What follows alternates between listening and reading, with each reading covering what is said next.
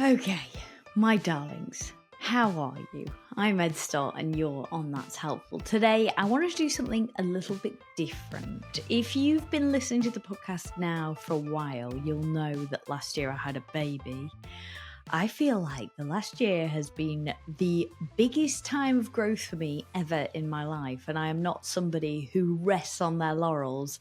I feel like I'm moving forward and I'm always trying to do something new. But my God, becoming a mum has tested me to my limits. And I know how hard that can be. So whenever I come across something helpful, I want to share it. I know that if you are expecting or you are a new mum, you will be absolutely bombarded with advice right now. But if you're listening to this, I assume you want to hear my 2 cents. So I wanted to give you the 6 essentials for the first year of motherhood. Some of them are useful things that I've found. Courses, mindset shifts, that kind of thing. And some of them are things that I just didn't realize and have completely blindsided me. I feel like if I had a heads up or an idea of these kind of things, it would have really helped me during the last year. And you know, I am all about the helpful stuff. So these are my 6 essentials that I really want to give you. I said it just then, but if I had to pick one word for my first year of motherhood, it would be humbled. I have done hard things, but this is next level. If you don't know my background, I've been a journalist for the last 15 years and over 2 continents in some of the most cutthroat, high-pressure newsrooms you could ever come across.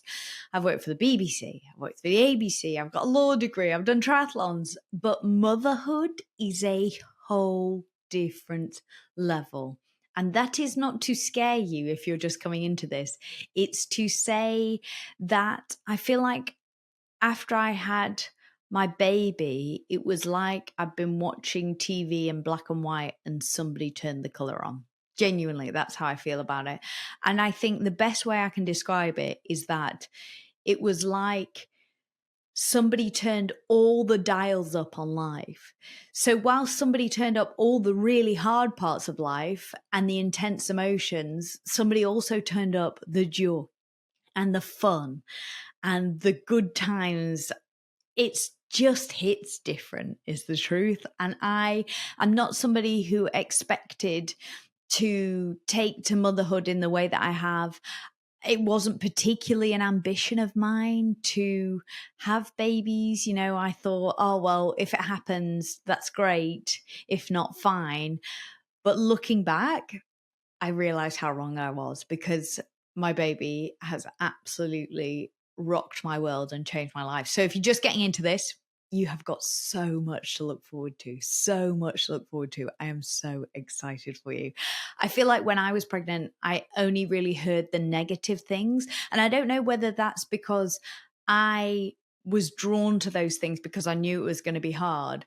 But I feel like there was a lot of just you wait. Oh, you'll see. Oh, get all the sleep you can now. Oh, do this, do that, do all these things that you can now because it's going to get real hard. And yeah, that's true, but it's also going to get really fun. So I have had a complete perception shift because when people said to me, oh, being a mother's the toughest job in the world, I was like, yeah, right. But now when I find out people are mums, I have a whole new respect. I have never learned as quickly in my first year of motherhood. And as I said, if you're expecting or you're in those first few weeks, you're probably getting advice from every single angle. You are vulnerable right now, whether you have had your baby or if you are in pregnancy. And if you're anything like me, you'll take on every single piece of advice that you're given because you are just trying to find something to hold on to. You will feel like you've been blindfolded, spun around 5 times in a dark room, and told to guess which way you are facing. I have never had anything pull the rug out from under me like this. And I think of myself as quite a confident, assertive person. So I want to pass to you the 6 things that really made a difference to me. This comes with a caveat that you should filter them thoroughly. You need to take what you need, disregard what you don't, and use your intuition to figure out what is right for you and what feels right in your gut. I'm going to talk about your intuition in a second later. Okay, so number one, if you haven't had your baby yet, or maybe you have had your baby and you're kind of looking forward to having another one, or maybe you didn't quite have the birth you wanted, this is the one thing that I tell everybody about if they are about to have a baby, or if they're even thinking of having a baby. Hypnobirthing. It will change your life. It sounds woo-woo. It's not. There is a lot of science to back it up. There are peer-reviewed studies that have shown that women who hypnobirth can have shorter labors, lower pain scores, lower rates of medical intervention, and improved birth satisfaction, which is a huge deal when you're in such a vulnerable stage of motherhood. You're just becoming a mum. You've got so much to go through. It's really great if you can get yourself into a position where you feel like you had a good experience bringing your baby into the world. It has nothing to do with being hypnotized. Can I just get that right out? I'm going to talk you through it in a second, but I just want to tell you a bit of the story around how I came to find it. A friend told me about it in 27 weeks pregnant, and I remember having this feeling around that time of, oh crap, nobody's going to do this for me. Nobody's going to have this baby for me. I had a great midwife, had a really brilliant healthcare. But during pregnancy, I kind of expected that people would get me ready for birth. People would help me to get my head around it. I would learn techniques of how to push the baby out, and there would be some kind of medical magic wand that would mean that I would suddenly feel ready for it. And I was kind of thinking before I came to hypnobirthing, oh, well, I'll just like get dosed up on drugs, and if worse comes to worse, we'll, work through it in a really medicalized fashion, and hopefully won't even realize what's happened. But when I started to read and learn about hypnobirthing, my entire worldview shifted, and it genuinely became something that I was really excited about. So my friend told me about hypnobirthing. She sent me this book. It's called Hypnobirthing: Practical Ways to Make Your Birth Better by Siobhan Miller, who created the Positive Birth Company out of the UK. Game changer. If you do nothing, if you are still pregnant and you haven't had your baby yet, if you do nothing else, please read her book. It is phenomenal. It's simple, it's really practical, and it's incredibly helpful. I absolutely loved it. So I'll explain the premise briefly around hypnobirthing in a minute, but I just want you to know that I come from a place of loving hypnobirthing because my birth was 7 hours, no pain relief, water birth. I honestly would not describe it as painful. I would describe it as intense.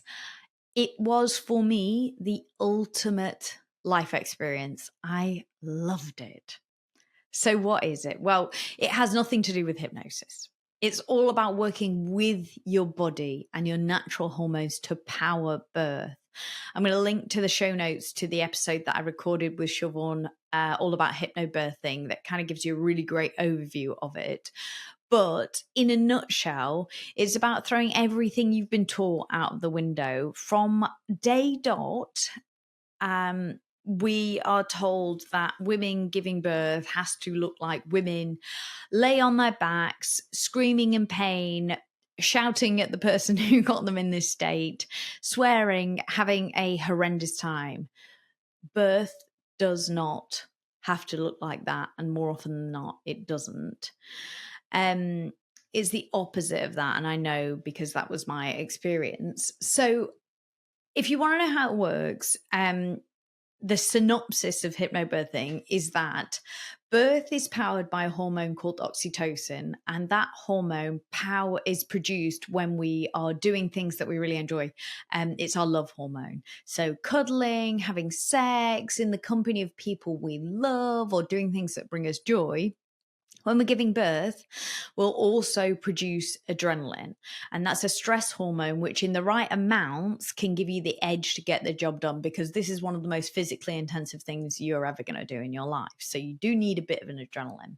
In high amounts, though, it can trigger our fight and flight response, which makes us feel completely out of control, scared, and it can send us into a state where we're not quite breathing as deeply as we could be, and then we're not getting enough oxygen into our body, which makes our muscles sore and it makes everything feel much more intense. So you want to maximize the oxytocin, minimize the adrenaline, and hypnobirthing is all about using breathing techniques, mindset shifts, and other really simple strategies to boost the amount of oxytocin and keep your adrenaline under control. There's a few other things in there too, like using gravity to do the work. I say there that we're kind of used to seeing women birthing on their backs, and we think that that's the only way to do it. But actually, being in a more upright position kind of helps to get the baby out, and it makes sense when you think about it. And there's also this idea of exposing yourself to lots of positive birth stories before you give birth to give you confidence and kind of rewrite some of the outdated ideas that you probably hold around childbirth, giving you the confidence to go into this feeling like you're in control and like it's going to be a really great thing. And I promise you, I got to the point where I was so excited to give birth. I felt so in control, ready to take on the challenge. And like I said at the start of my pregnancy, I could not have been further from this. I was absolutely terrified. I wanted all the drugs. And if it wasn't for hypnobirthing, I genuinely think I would have missed out on one of the best experiences of my life. Literally all I did was read Siobhan Miller's book and a couple of other books that I link in the show notes. Ina May's Guide to Childbirth, which is a bit more old school, but it's really cool. And if you know anything about Ina May, you'll know that she is an absolute G. But if you only read one book, read Siobhan's. I didn't feel like I needed to spend money on any fancy courses because there's so many out there where you have to go and like spend a whole weekend doing all that kind of thing. But really, the book was enough for me. And then I kind of became obsessed with it. And I read a lot and I followed a lot of positive birth accounts on Instagram. So like I was constantly being exposed to it. There's some really good podcasts with positive birth stories on there. I think Australian Birth Stories is a good one. I couldn't find any that I really loved listening to. But I think if you just kind of try and expose yourself to positive birth stories everywhere, and Ina May's Guide to Childbirth has heaps of them in there, that's really helpful. So after having such a brilliant birth, I honestly feel more powerful and in tune in my body than ever before. I know what I'm capable of. I still bring the breathing out when I'm in a stressful situation, mainly on a plane in turbulence. I have to bring them out. And I'm honestly in awe with what my body can do. And I'm super excited for you to be too. Not about my body, about your body. That sounded weird. But if you decide to do it, you won't believe what your body can do when you work with it instead of trying to control it, when you let it do what you're born to do. Ina May has this really great saying where she says, let your monkey do it, because you really have to give in to this experience and let the animal, it sounds so woo-woo, I can't believe I'm saying this, but it's really good, and let the kind of animalistic, primal, instinctive side of you take over. Game changer. You won't know that you had it in you, but I swear to God, it'll be the best thing you've ever done in your life. You can thank me later. Thank me in the comments. Number 2 is more of a thing for when your baby's here.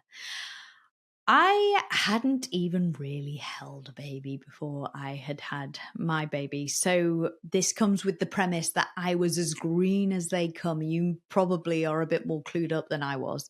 But if you're not, I just want to save you some of the painful emotions that I went through when I first had my baby, like wondering whether you were doing things right, finding it so intensely stressful and have like literally feeling like a bomb has gone off and you're like reeling from what's happened and how to manage it. And it is just wild. So I had no idea what to expect when it came to baby sleep. And as such, I found myself totally lost. I was Googling things at 3 a.m., trying to figure out what's normal and whether I'm doing the right things. Again, asking everyone I know who pretty much had anything to do with a baby for advice and just getting more and more confused in the process. I think I'll talk a little bit about taking advice later in a minute, but I think the thing that you have to remember is like the things when you're asking people for advice, the things that you liked about their life, from the outside looking in before they had a baby are still going to be true. And the things that you thought, I probably wouldn't do it that way before they had a baby are still going to be true.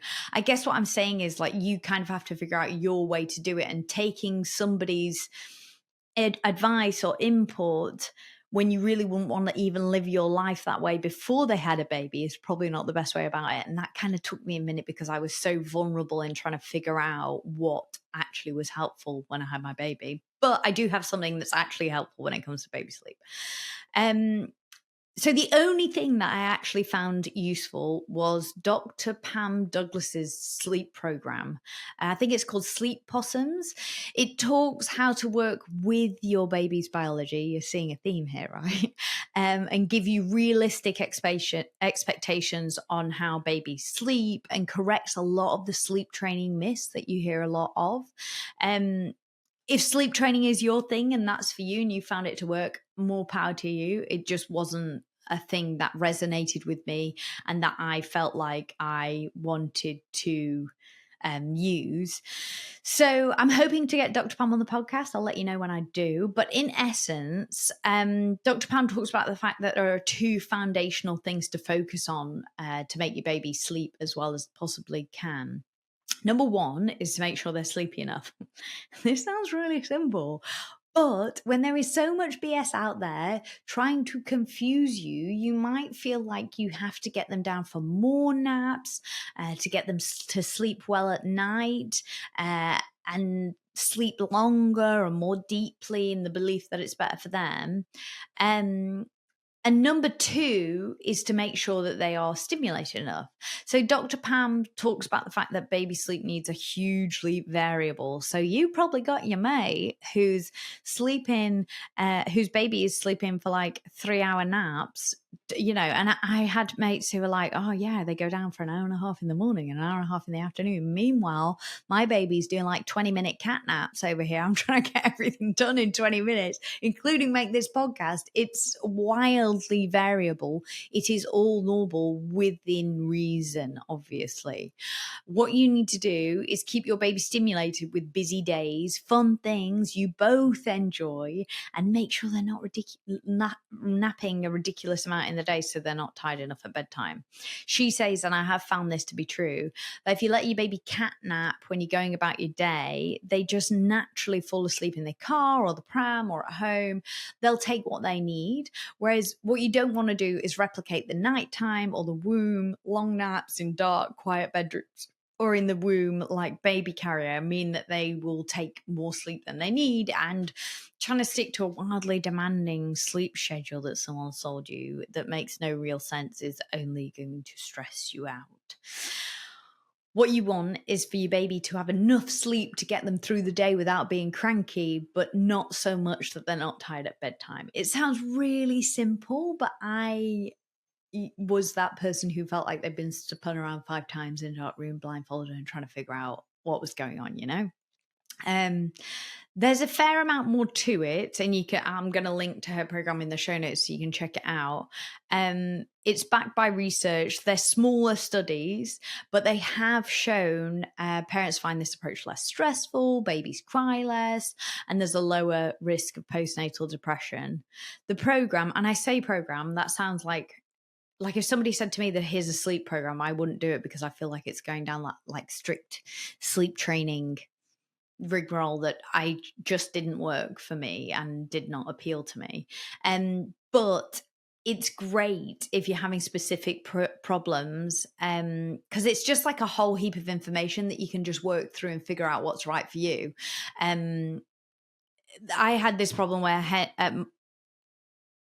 I had this problem where my baby was going to sleep um, fine in the early in the evening, and then waking up heaps later on in the night, and I was like, I have no idea what to do. So I logged on to Sleep Bottoms, and there's like a whole article on there about specific problems like that that you can deal with. So if you are struggling, go check it out, because I find it really reassuring, and it's the only real place I found online that offers you real advice on how to get your baby to sleep as well as they possibly can, whilst accepting they're a baby. They're not going to sleep that great, right? So I hope that's helpful. Okay, so those are my 2 recommendations. The other 4 little things, which are shorter, are more of realizations that I came to, and not so much things. So number 3, there is no prize at the end for who suffered the most. This was a later realization for me. Genuinely, probably when my baby was 9 months, I realized this.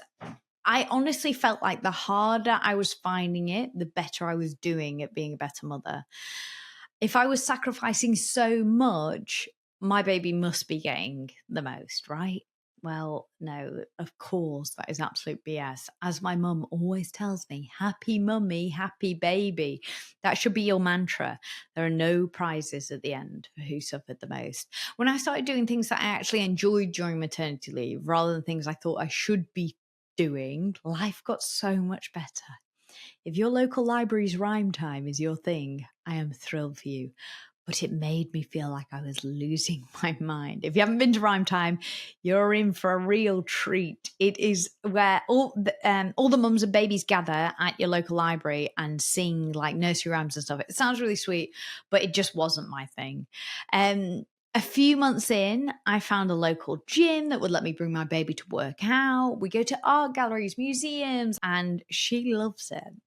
It sounds like a really simple realization, but it was a game changer for me. Let it be as easy as it can be. You and your baby will be happier for it. Sometimes I think we feel like when we're doing really hard things and making things a bit harder, there's got to be a payoff because we're working so hard, right? Well, that's not always the case. Sometimes we're just making it more complicated and harder than it needs to be, and it just doesn't need to be.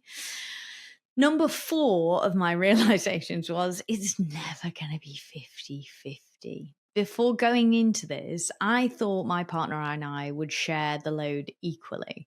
We have a great relationship, not based on outdated gender roles. So why wouldn't that be the case, right?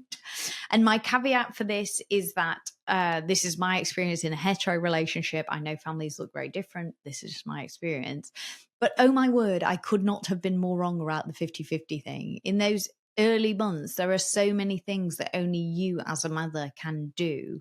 Your baby will often only want you. If your baby isn't keen on a bottle like mine is, only you can feed them. Often this means you will be putting them to sleep. You are the only one who's on maternity leave, and as such spends more time with the baby and becomes the expert in them. I have no advice on making this side of things easier. I guess it's more of a heads up that you're going to be this baby's go-to person, or just a note to say that if you're also in this, I see you. It's hard. Like, we do more than anyone in this baby's life, and that is a huge responsibility to take on.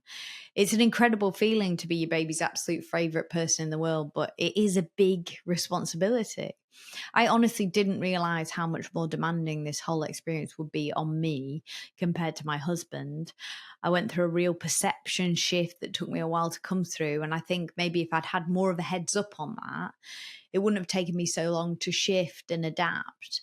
Again, though, this is just my experience. You may find that different. I think less than 50-50, it's more like 97-3, honestly. And that's not because my partner is in any way lacking. He is a fantastic father and could not do more or be more committed or be a better dad. It just is the way it is in these early times of your baby's life.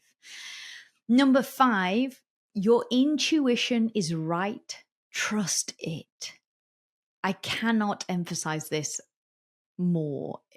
Your intuition is right. Trust it. I'd always heard people talk about a mother's intuition.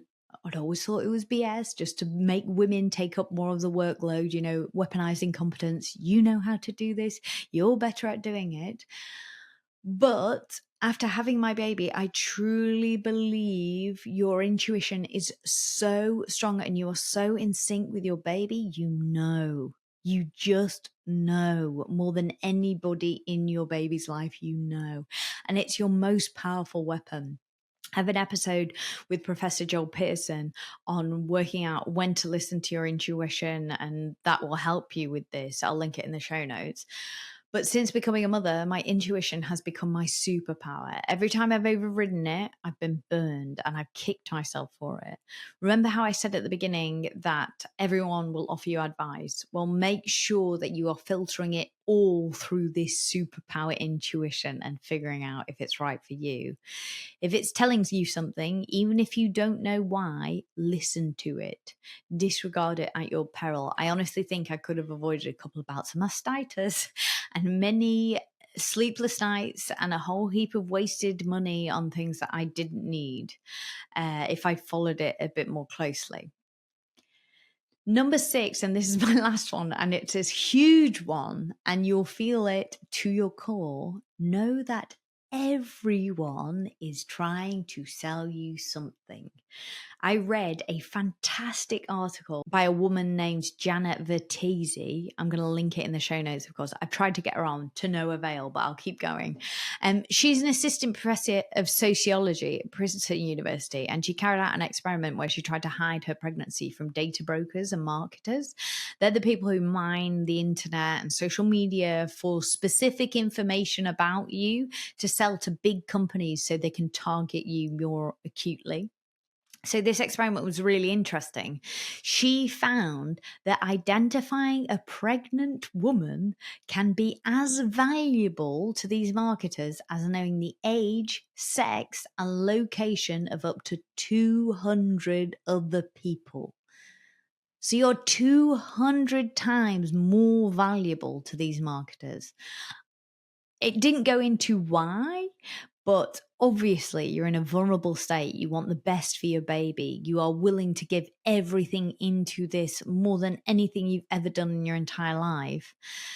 Everyone is trying to sell you something because of that. If you're in sync with your baby and you don't need any products that help you with that.